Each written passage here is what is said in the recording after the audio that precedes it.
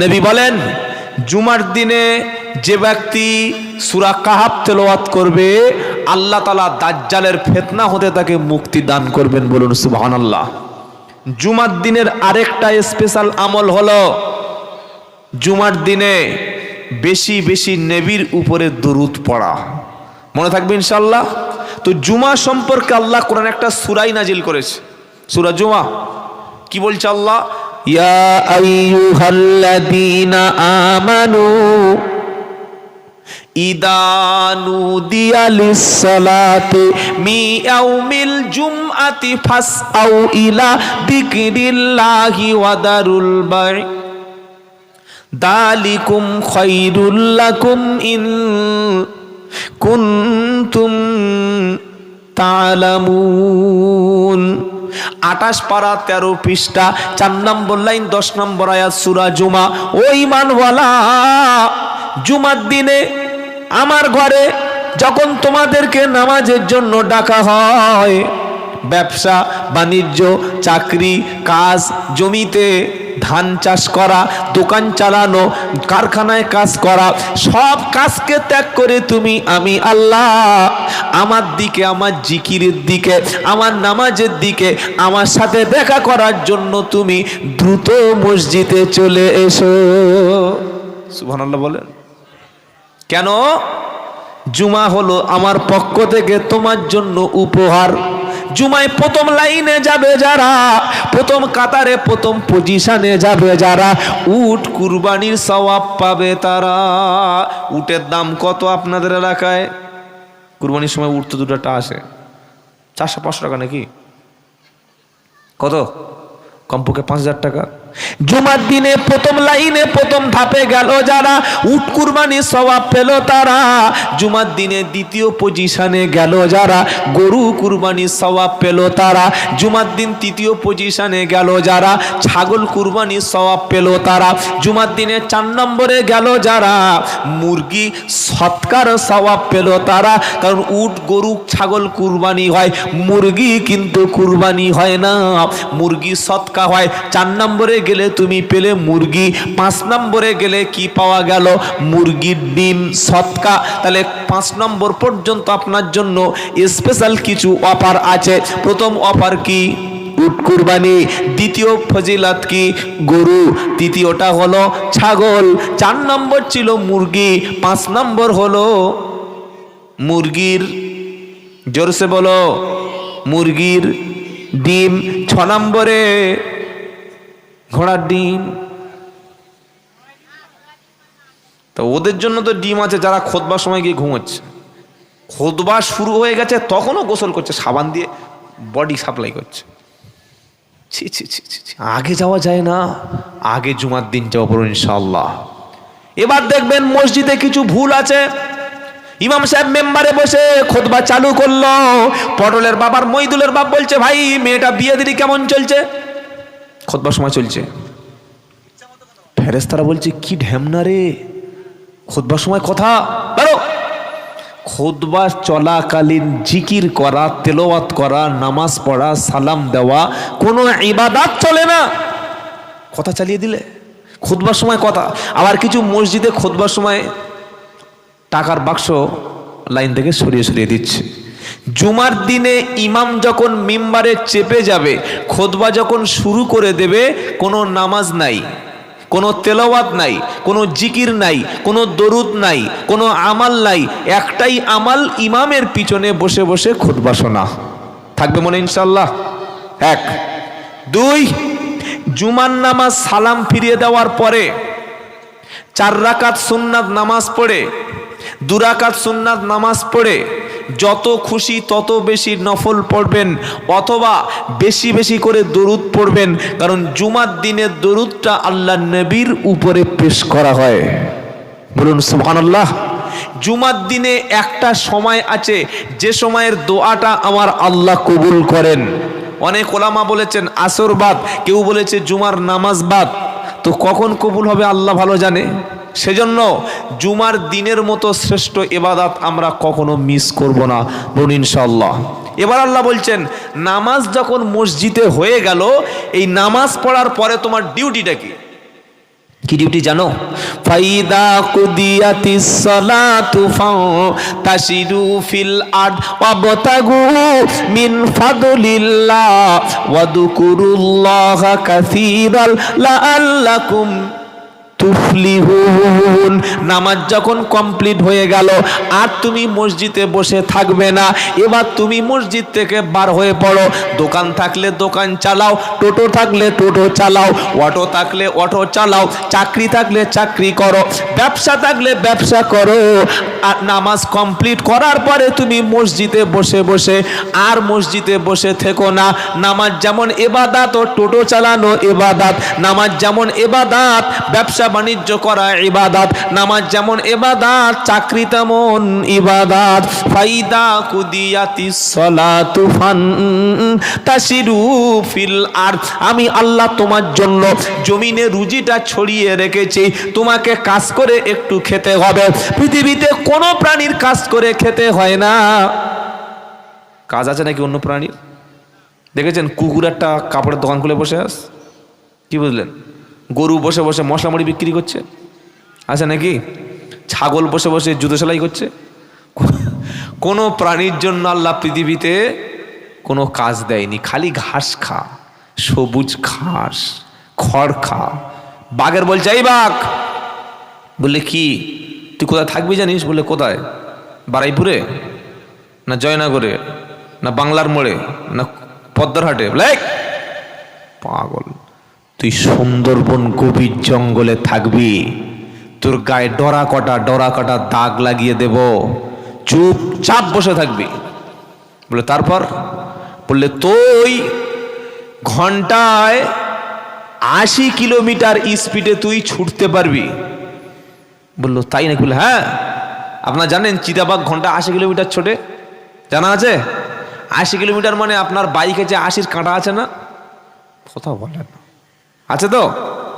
যারা বাইক চালান তাদের বলছি গো, 10, 20, 40, 60, 80 এই কাঁটা আছে না? নেই? আছে। তো এই 80-তে আপনার বাইক পিক আপ দিলে যেমন ছোটে, জঙ্গলের একটা চিতাবাঘ সেই স্পিডে ছুটতে পারে। সুবহানাল্লাহ। সুন্দরবনে গিয়ে বলবেন, জোরে বলুন না সুবহানাল্লাহ। আল্লাহ বলল বাঘ তুই 80 কিলোমিটার বেগে ছুটবি। কে বলছে? আল্লাহ। এত রানিং? বলে হ্যাঁ। শোন, তোর খাবার দেব আমি আল্লাহ, 3 দিন 4 দিন পরে সবচাইতে দামি খাবার দেব।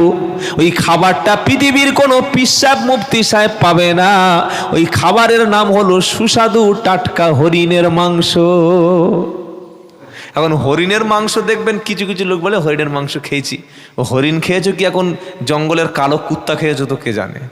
কি তোমাকে কি খাওয়াচ্ছে? হরিণ বলে চালাচ্ছে, কি মাল খাচ্ছে তুমি জানো? ভেবে খাবেন। কত বুঝতে পেরেছেন না পারেন নাই?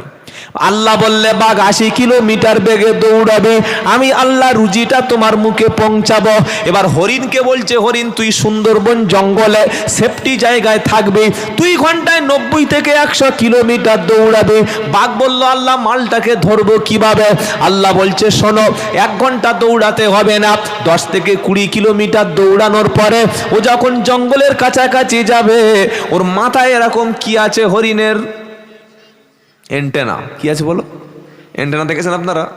এখনকার ছেলে এন্টেনা বোঝে না। আগে টিভির ওই উপরে এন্টেনা ছিল না? এরকম একদম ডালপালা শাখা, মানে হরিণের মাথার উপরে এমন ডালপালা আছে যেন ওই সেই খেজুর গাছের সব পাতাগুলো ছেটে ফেলে দিয়েছে। কি বুঝলেন? ওরকম জোরে ছুটছে। বাঘ ধরে আবার লাফ দিচ্ছে, একদম পুরো 1 কিলোমিটার দূরে এই ফেরা। বাঘ ঝাঁপ দিয়েছে, আরেকটা জোরে ঝাঁপ দিয়েছে হরিণ, একদম ডালে মাথা পেতে গেছে। এবার দোয়া ইউনুস পড়তে শুরু করেছে। আল্লাহ বলছে এটাই তোর জন্য খাবার। বলুন সুবহানাল্লাহ। বাঘের খাবার দিয়েছে। সাপ কি খায়? চাউমিন খায় নাকি? সাপ কি খায়? ব্যাং খাবে, এরকম নরম নরম মাংস খাবে। সাপ বলছে আল্লাহ ব্যাং কোথায় পাবো? আল্লাহ বলছে সাপ ব্যাং আমি তোর জন্য জোগাড় করে দেব। তুই গর্ত থেকে বার হবি, ঘাসের মধ্যে লতা পাতার মধ্যে পুরো শুয়ে থাকবে, ব্যাং বসে বসে জিকির করবে আল্লাহু আল্লাহ। অনেকে মনে করবে ব্যাং কি জিকির করে? কোরআন বলছে সাব্বাহা লিল্লাহি মা ফিস সামাওয়াতি ওয়া মা ফিল আরদ, আসমান এবং জমিনে যা কিছু আছে সবকিছু আল্লাহ জিকির করে। ওয়া ইম মিন শাইইন ইল্লা ইউসাব ইল্লা বিহামদিহি ওয়ালাকিন লা তাফকাহুনা তাসবিহাহুম। আমার আল্লাহ পাক বলছে এমন কোন প্রাণী নাই যে আল্লাহর তাসবিহ পড়ে না। গাছও জিকির করে, মাছও জিকির করে, পাখিও জিকির করে, গাধা গরু সবাই জিকির করে। তাদের ভাষা তোমরা মানুষ বুঝতে পারো না। সাপ বলল আল্লাহ কি খাবো? আল্লাহ বলল দাঁড়া, গরমের সময় ব্যাং তোর মুখের কাছে আনবো। ও যখন তোর মুখের কাছে আসবে বড় হা করে ভিতরে মালটা নিয়ে নিবি, একবার 24 ঘন্টা তোর পেটের টিফিনটা পূরণ হয়ে যাবে। এইভাবে আমি আল্লাহ তোর খাবারটা মজুত করে রেখেছি। জোরে বলুন। ব্যাং তাহলে সাপ ব্যাং খেলো, ব্যাং কি খাবে? নরম আটা রুটি, তাই তো? কি ব্যাং কি খাবে? আল্লাহ কত বড় রাজ্জাক, রুজি দেনেওয়ালা। এরপরে কিছু মুসলমান বলে আমি খাটি তাই খাই। কি করব? বাড়ির মেয়েরা বলছে হুজুর কি করবো বলুন, একটা ছেলে একটা মেয়ের বেশি আর নেওয়া যাবে না। কেন? বললে কি খাওয়াবো? খাওয়াবে কে? জোরে বলেন না। ব্যাং বলল আল্লাহ আমি খাবো। আল্লাহ বলল তো জিভটা বার কর। ব্যাঙের জিভে রেখেছে এক ফোঁটা তরল আঠা। সুবহানাল্লাহ বলেন।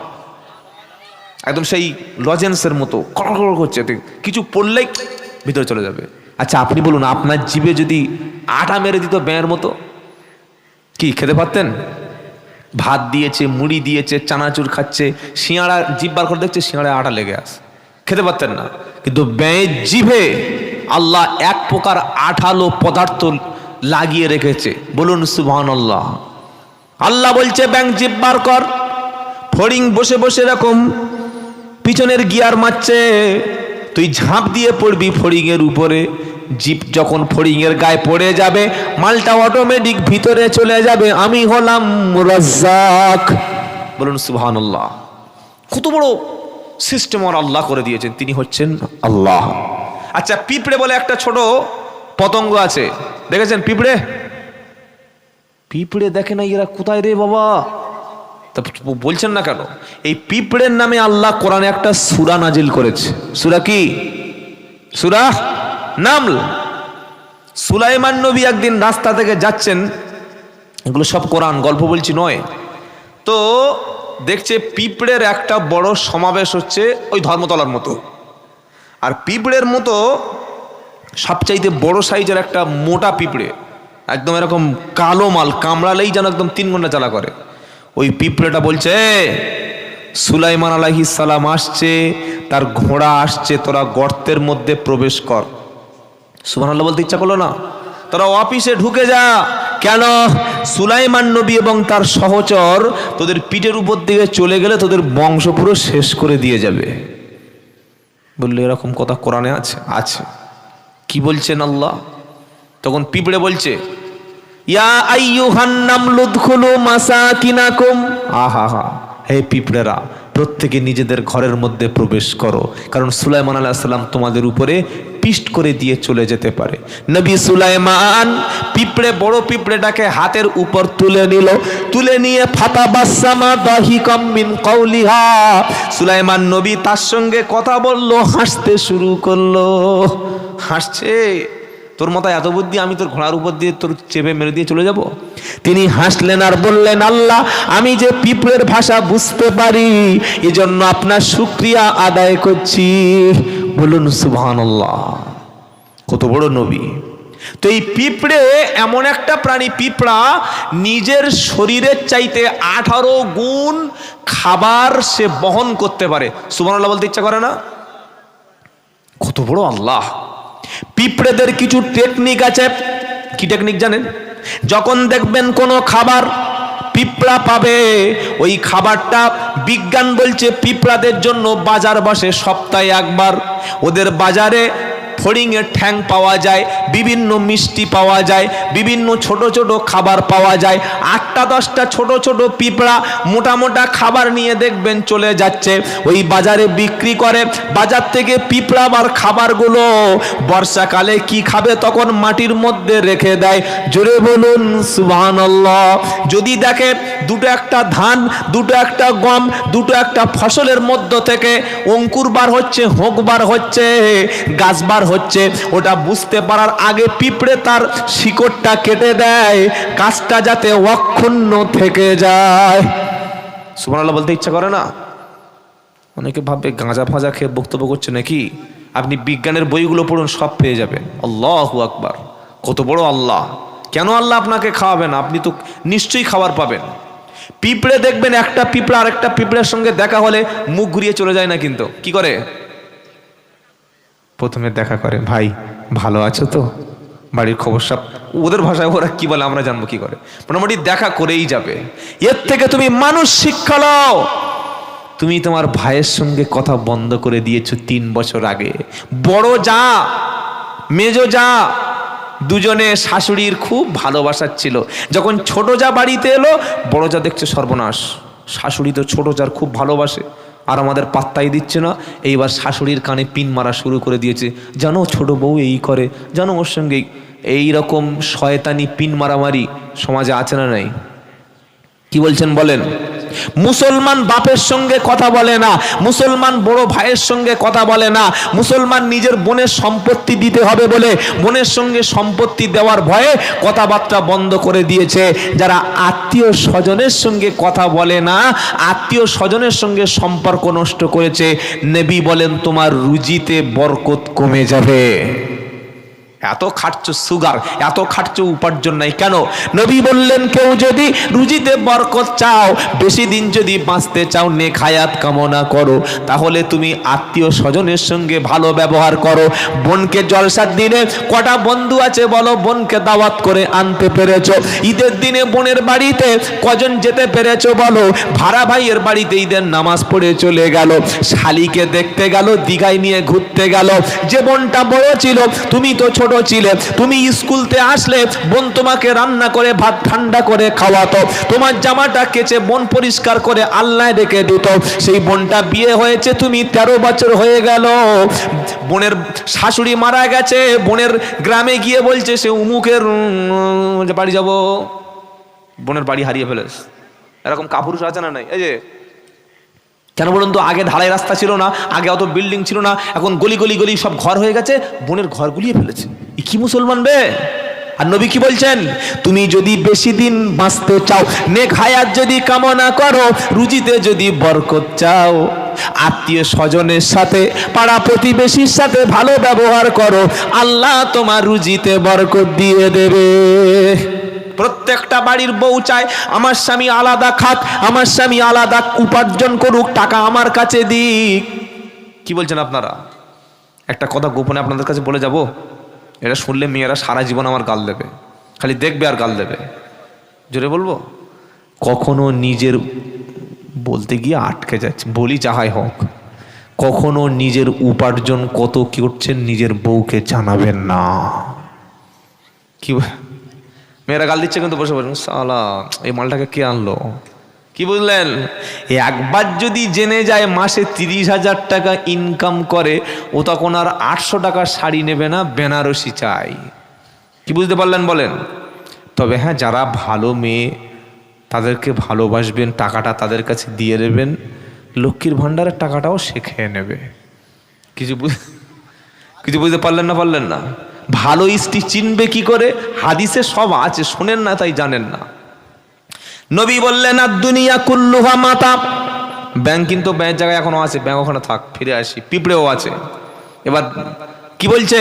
আর দুনিয়া কুল্লুহা মাতা ওয়া খায়রুল মাতা উদ-দুনিয়াল মারআতু সালিহা।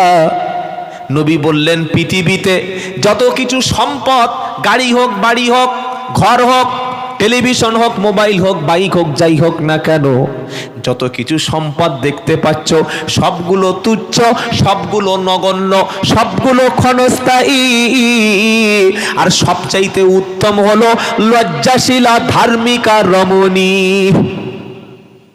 কি সুবহানাল্লাহ বলবে, বাড়ির বউ তো ভালো করে স্বামীর পাত্তাই দেয় না। জোরে বলুন সুবহানাল্লাহ। লজ্জাশীলা ধর্মিকা রমণীকার বলে জানা আছে। এর বিশ্লেষণ ব্যাখ্যা নবী অন্য হাদিসে করছে। নবী বললে যে স্ত্রীর মধ্যে 3টে গুণ পাওয়া যাবে, ওই স্ত্রীকে বুঝবে তুমি নেককার পরেজগার স্ত্রী। এবার রেডি হন, কার কার বউ রকম আছে মনে মনে ভেবে নেবেন। নাম্বার 1 কি জানেন? স্বামী যেটা আদেশ করে স্ত্রী সেটা মেনে নেয়, কখনো বলে না যে তুমি কি জানো। কোনোদিন বলেছে আপনাদের? প্রত্যেক কথা তুমি কিছু জানো, তুমি কিছু বোঝো। গোটা পশ্চিমবঙ্গে আসাম, ত্রিপুরা, ঝাড়খণ্ড, উড়িষ্যা, মালদা, মুর্শিদাবাদ, দিনাজপুর, নদিয়া, বাঁকুড়া, আলিপুরদুয়ার, জলপাইগুড়ি, মেদিনীপুর, কি বুঝলেন? আল্লাহর রহমতে আমার মতো অযোগ্য নালায়েককে প্রায় প্রতিটা জলসায় আল্লাহ পাক বক্তব্য করিয়ে নিচ্ছে। বাড়িতে এসছি বলছে তুমি কি বোঝো? আমার বলছে কি বলে রে। হাইকোর্টের বিচারপতি বিচার করে রায় দিয়ে বাড়ি চলে গেছে, বউ বলছে তুমি কি বোঝো? ওতে বেশি বুঝে গেছে। কি বুঝলেন? মুফতি সাহেব বড় বড় মাসআলা মানে সমস্যার সমাধান করে দিচ্ছে, মুফতি সাহেব বউ বলছে তুমি কি বোঝো? হেডমাস্টার পুরো স্কুল পরিচালনা করছে, কলেজের প্রিন্সিপাল, ইউনিভার্সিটির ভিসি, ভাইস চ্যান্সেলর, পুরো ইউনিভার্সিটিটা পরিচালনা করছে, তার বউ বলছে তুমি কি বোঝো? বলেছে না বলে নাই? আপনাদের কোনোদিন বলে নাই? কথায় কথায় তুমি কি বোঝো? বসো, ব্যাস একটা বোঝো, বসো, চুপচাপ হয়ে গেল। কি বুঝলেন বলেন? এটা না। কোন স্ত্রী? পর্দাশীলা ধার্মিক রমণী নবী কাকে বললেন? স্বামী আদেশ দিয়েছে, কোথায় আছো গো? সঙ্গে সঙ্গে এই তো, বলো কি প্রয়োজন? নামাজ পড়ে নাও, সঙ্গে সঙ্গে নামাজ। পোশাক পরিবর্তন করে নাও, সঙ্গে সঙ্গে পোশাক পরিবর্তন। স্বামী বলছে তুমি বাপের বাড়ি এই সপ্তাহে যেও না। না যাব না। কেন? স্বামী বলেছে। স্বামী বলছে এই শাড়িটা পরো, এটাই পরো। স্বামী বলছে আমি ভালোবেসে তোমার জন্য এই কাপড়টা ঈদে কিনে এনেছি, আলহামদুলিল্লাহ খুব পছন্দ, আপনার পছন্দ আমার পছন্দ। এটা বলতে পেরেছে যারা জান্নাতি রমণী তারা। কি বুঝলেন? একবার কাপড় এনে মেয়েদের পছন্দ করাবে এরকম কোনো পীর সাহেব জন্ম নিয়েছে? 14 বার ছোড়াবে, 14 বার। কাপড় একবার আনলে মেয়েদের পছন্দ হয় না, যাবেই এখন 2 বার 3 বার গিয়ে আল্টে পাল্টে ঠিক সেই একটা ওর পছন্দ মতো মাল নিয়ে আসবে। এটা মেয়েদের অভ্যাস। কি বুঝলেন বলেন? কিন্তু নবী কি বলছে? আদেশ দিলে সাথে সাথে আদেশটা পালন করে। আম্মা জান খাদিজা রাদিয়াল্লাহু তাআলা আনহা নবীর আদেশ কেমন পালন করতেন? নবী দাওয়াত ও তাবলীগের মেহনত করে কখনো রাত 2টার সময় ফিরেছে, কখনো রাত 3টার সময় বাড়ি ফিরেছে। দরজায় ডাক দিয়ে বলছে আসসালামু আলাইকুম, সাথে সাথে ভেতর থেকে দরওয়াজা খুলে গেছে। ওয়া আলাইকুমুস সালাম ইয়া রাসূলুল্লাহ। নবী বললেন খাদিজা এখন এত গভীর রাত, এখনো কি ঘুমানোর সময় হয়নি? খাদিজা রাদিয়াল্লাহু তাআলা আনহা বলেন ইয়া রাসূলুল্লাহ, কিভাবে আপনাকে ছেড়ে আমি ঘুমাবো? আপনি তো দাওয়াত ও তাবলীগের কাজ করেছেন, সারাদিন আপনি কষ্ট করে ঘুমিয়েছেন ইয়া রাসূলুল্লাহ। ঘুরে ঘুরে আপনার তৃষ্ণার্ত ক্ষুধার্ত কাফের বেঈমানদের কত বড় বড় কষ্ট আপনাকে সহ্য করতে হয়েছে। আপনি এত কষ্ট করেন, আমি কিভাবে বিছানায় ঘুমাই? আপনি আসার আগ পর্যন্ত আমি বিছানায় না ঘুমিয়ে দরজার সঙ্গে পিঠ লাগিয়ে আপনারও জন্য অপেক্ষা করে দাঁড়িয়ে আছে। নবী একটা ডাক দিয়েছে, সাথে সাথে দরজা খুলে গেছে। খাদিজা কেঁদে ফেলে বলে ইয়া রাসূলুল্লাহ, আপনি খাবেন আমার সাথে, আমিও আপনার সাথে খাবো। আপনি ঘুমালে তবে আমি ঘুমাবো, আপনি বিছানায় শুয়ে পড়লে তবে আমি বিছানায় শোবো। আপনি কষ্ট পেলে আমারও কষ্ট হবে, আপনি আনন্দ পেলে আমার মনটাও আনন্দিত হবে। এখনকার স্বামী কষ্ট পেলে মেয়েরা হাসে না কাঁদে? ঠিক আছে, ঠিক আছে। বাইকে অ্যাক্সিডেন্ট করে হাঁটু উড়ে গেছে, বাড়িতে ঢুকেছে, বলছে কে? লিটনের বাপ। মরেনি ছাড়া। স্বামীকে বলছে মরেনি, বললে তোর ভালো হবে? ছি ছি ছি ছি ছি ছি, এরকম বলে না, বলে না। এটা যেন করা যাবে না। এক, স্বামীর আদেশ মানা বাধ্যতামূলক। নফল নামাজ পড়তে পারবে না স্বামী যদি নিষেধ করে। নফল রোজা তুমি ছেড়ে দিতে বাধ্য যদি স্বামী নিষেধ করে। আর এখনকার মায়েরা কি বুঝলেন? একবার যদি বাপের বাড়ি যায় তখন কলা দেখায়, বুঝতে পারছেন? 3 দিন যাব বলে 1 মাস 4টে বোনের বাড়ি, পুরাতন বান্ধবীদের বাড়ি ঘুরে ঘুরে এপ্রিলে গিয়েছে আর জুন মাসে আসছে বর্ষা মাথায় করে। এটা স্বামীর আদেশ মানা হলো? কখনো না। যারা মা এসছেন, স্বামীর আদেশ এত বেশি গুরুত্বপূর্ণ, তবেই সংসার শান্তি হবে। 2 নম্বর নবীজি বললেন, ওই স্ত্রী পৃথিবীর সবচাইতে সম্পদ, যে স্ত্রীর মুখের দিকে তাকালে স্বামীর অন্তরটা আনন্দে ভরে যায়। সুবহানাল্লাহ বলেন। নবীজি বাড়িতে আসলে আম্মা জান আয়েশা সিদ্দিকাকে নবী আদর করে ডাক দিতেন হুমায়রা। আপনার স্ত্রীকে সুন্দর নাম ধরে ডাকবেন, বিউটি, সুইটি, লাভলি, জান, প্রাণ বলেছেন কখনো? আমরা তো কি বলি, ওই ওই, যেন শিয়াল তাড়াচ্ছে। এটা যেন আমরা না বলি। আল্লাহর নবী জীবনে সালাম না দিয়ে বাসায় ঢুকতেন না। এই আমলটা আজ থেকে চালু করুন, বিবিকে সালাম দেবেন ইনশাআল্লাহ। বলি, আসসালামু আলাইকুম ইয়া আয়েশা, আসসালামু আলাইকুম ইয়া খাদিজা। এটা আমল করুন, দেখবেন কোনো তাবিজ লাগবে না, বউ আপনাকে ভালোবাসা শুরু করে দিয়েছে। 2 নম্বর, নবীজি বলছেন ওই স্ত্রী হচ্ছে পরেশগার, চরিত্রবতী, নেককার, স্বামীর মনকে খুশি করে রাখে। মানে এত সুন্দর পরিষ্কার পরিচ্ছন্ন, মুখে একটু ভালো করে পরিষ্কার করে রাখে, মাথার চুলটা বেঁধে পরিপাটি করে রাখে। স্বামী বাড়ি আসবে শুনে ভালো কাপড়, ভালো ব্লাউজ, ভালো পোশাকটা পরে, ঠোঁটে একদম ভালো করে লিপস্টিক দিয়ে এত সুন্দর করে নামাজ পড়ে বসে আছে। কেন? স্বামী আসলে তার মনটা যেন ভরে যায়। আর আমাদের স্বামীগুলো কাজ করে বাড়ি এসে দেখছে রাত্রেবেলা শুয়ে রাখম বউটা শুয়ে আছে, মুখ থেকে ঝরঝর করে লাল ঝরছে। স্বামী এসে দেখছে শালা রানু মণ্ডল চলে এসছে বাড়ি নাকি রে, কি করে সংসারটা হবে? এরা কোনোদিন স্বামীর কাছে সাজে না। বিয়ে বাড়িতে পাঠান, এত মেকআপ করবে আর মুখ চেনা যাবে না। কি এটা?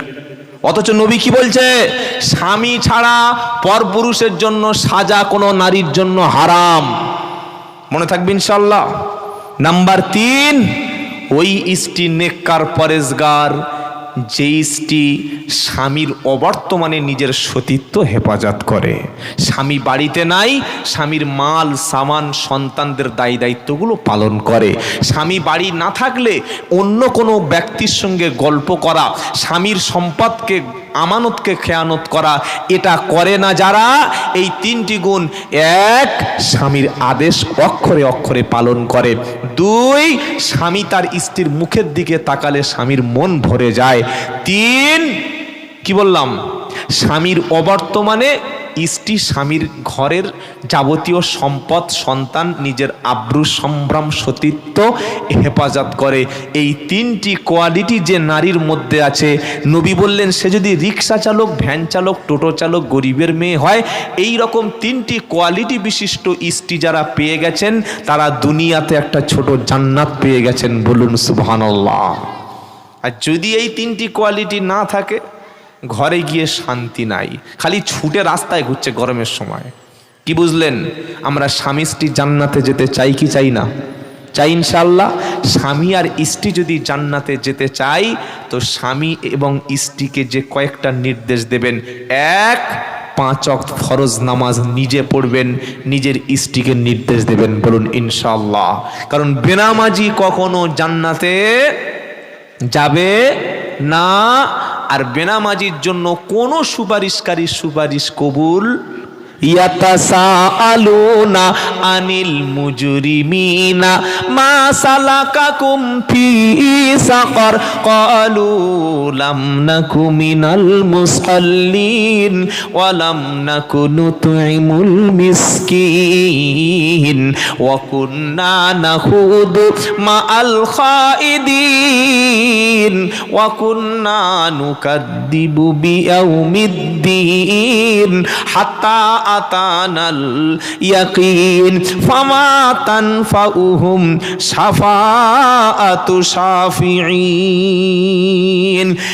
29 পারা 17 পৃষ্ঠা 13 নম্বর লাইনের 42 নম্বর আয়াত, সূরার নাম মুদ্দাসসির। আমরা ঈমান এনেছি, ভালো কাজ করেছি যারা, আমরা যখন জান্নাতে যাব, জান্নাতের উঁচু স্থান থেকে, উচ্চ মাকাম থেকে বসে বসে জান্নাতি ব্যক্তিদেরকে চিনতে পেরে যাব, জাহান্নামী ব্যক্তিদেরকে চিনতে পেরে যাব, জান্নাতি ব্যক্তি জাহান্নামীদের চিনতে পেরে যাবে। তখন দেখবে এই সে শওকাতের বাপ, এই করিমের বাপ, মইদুলের বাপ, হান্নানের বাপ, এই সে সেই আব্দুল ছাত্তার চাচা, একসাথে পাড়ায় ঘুরেছি, একসঙ্গে কাজ করেছি, ভাই তুই জাহান্নামে এলি কেন? ঠিক এই কথা আল্লাহ কোরআনে শোনাচ্ছে, ইয়াতাসাআলুনা আনিল মুজরিমিনা মা সালাকাকুম ফি সাকর। জান্নাতি ব্যক্তি জাহান্নামীদের জিজ্ঞাসা করবে, ভাই সম্পদ ছিল, টাকা ছিল, জমি ছিল, প্রধান ছিলিস, এমএলএ এমপি ছিলে, সব কিছু থাকার পরে তোর মতো পাওয়ারফুল লোক কেন জাহান্নামে এলো? তখন একটাই কথা লোকটি বলবে, ক্বালু লাম নাকু মিনাল মুসাল্লিন। নামাজ আমার মধ্যে ছিল না ভাই, নামাজিদের সাথে কোনো সম্পর্ক ছিল না। আর দ্বিতীয়, ওয়ালাম নাকু নুতঈমুল মিসকিন, মিসকিন দুস্থদেরকে খাদ্য খেতে দিতাম না।